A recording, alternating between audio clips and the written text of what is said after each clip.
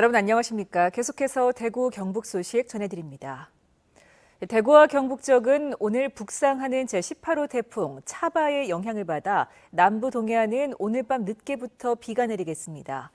내일 늦은 오후까지 예상 강우량은 50에서 150mm, 많은 곳은 250mm가 예상됩니다. 특히 동해안은 매우 강한 바람과 함께 많은 비가 내릴 수 있어 주의가 필요합니다.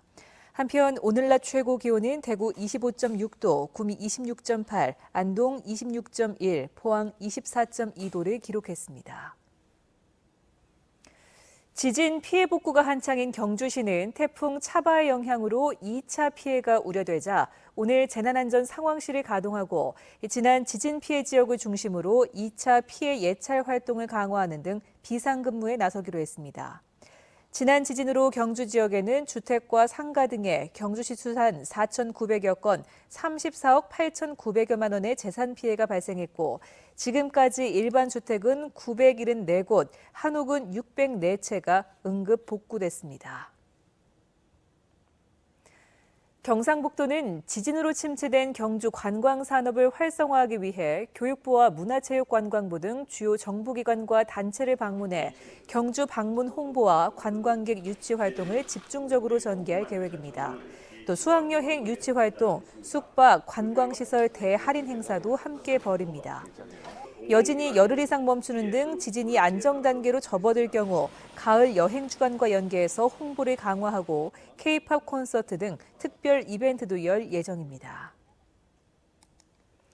새누리당 김정은 의원이 한국수력원자력에 문의한 결과 현재 국내 기술로는 신고리 5, 6호기를 포함한 기존 모든 원전의 내진 설계를 규모 7.5로 높이기는 어렵다며 7.5로 높이려면 전면적인 재설계가 필요한 것으로 확인됐습니다. 김 의원은 현재 7.5 이상의 내진 성능을 갖춘 원전은 일본 하마오카 원전과 미국 디아블로, 캐년 원전 등 두 곳이 있다며 정부와 한수원은 현재 6.5에서 7.0인 내진 설계 기준을 7.5까지 높일 수 있도록 기술 개발에 나서야 한다고 밝혔습니다.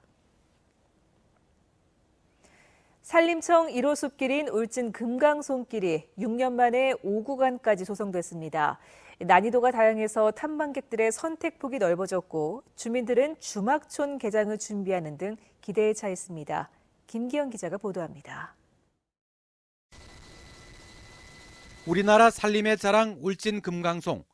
이곳 금강송 군락지는 1959년에는 육종림, 1982년 천연 보호림, 2001년에는 산림유전자 보호림으로 지정돼 관리받고 있습니다.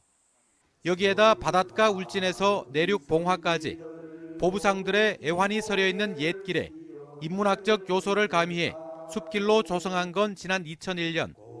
1구간은 울진군 북면 두천 1, 2에서 금강송면 소강 1리까지 13.5km, 7시간 코스이고 2구간은 금강송면 광회 1, 2에서 소강 1리까지, 3구간은 소강 1리에서 500년 미인송까지, 4구간은 소강 1, 2에서 소강 2리까지, 5구간은 두천 1리에서 대왕 소나무까지로 이번에 만들어졌습니다. 5구간은 경사가 제법 있는 중상급으로 전문 산악인들에게 안성맞춤인 코스입니다. 5구간은 10월부터 주 2회 시범 운영을 하여 내년부터는 정식적으로 숲길로 오픈할 예정입니다.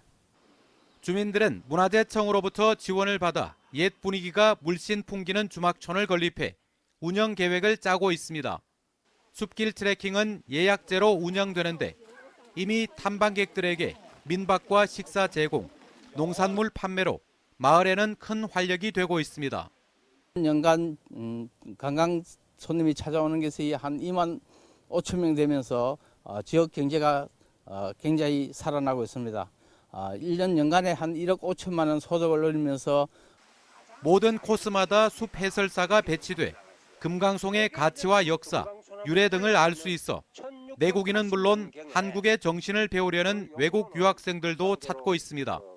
여기 와서 좀 편안하게 하고 휴대폰이나 컴퓨터나 TV 다 떠나고 그런 전자 그거 떠나고 그냥 여기 즐겁게 보내고 싶어요. 1200만 그루에 이르는 금강송 군락이 주민들에게는 소득을, 탐방객들에게는 힐링을 제공하고 있습니다. MBC 뉴스 김기영입니다. 국회 산업통상자원부 곽대훈 의원은 한국가스공사가 대구 혁신도시로 옮긴 지 2년이 지났지만 한국가스공사가 대구에서 산학연 협력 사업에 참여한 것은 4억 원 규모의 그린에너지 산업 전문인력 양성 사업 단 한 건에 불과하다고 밝혔습니다.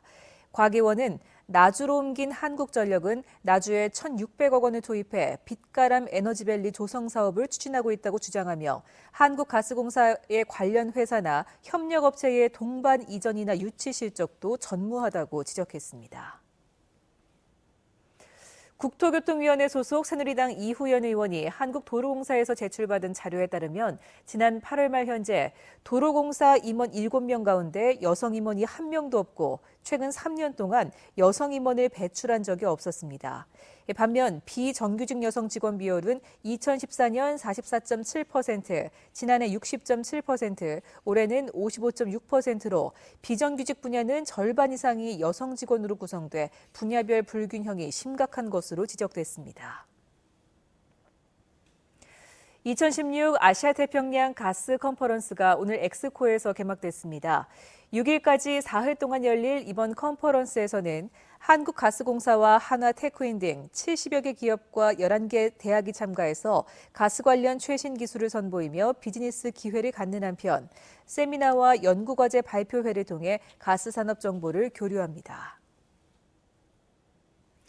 제20회 노인의 날 기념식이 대구 지역 기관 단체장과 대구 지역 어르신 700여 명이 참석한 가운데 오늘 오전 어린이회관에서 열렸습니다.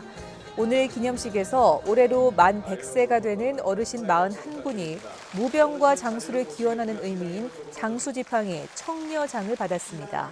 또 제5회 대구시 노인복지대상 시상식도 열려 노인 권익 향상과 복지 증진에 공헌한 개인과 단체 등이 수상했습니다. 지금까지 대구 경북 소식 전해드렸습니다. 시청해주신 여러분 고맙습니다.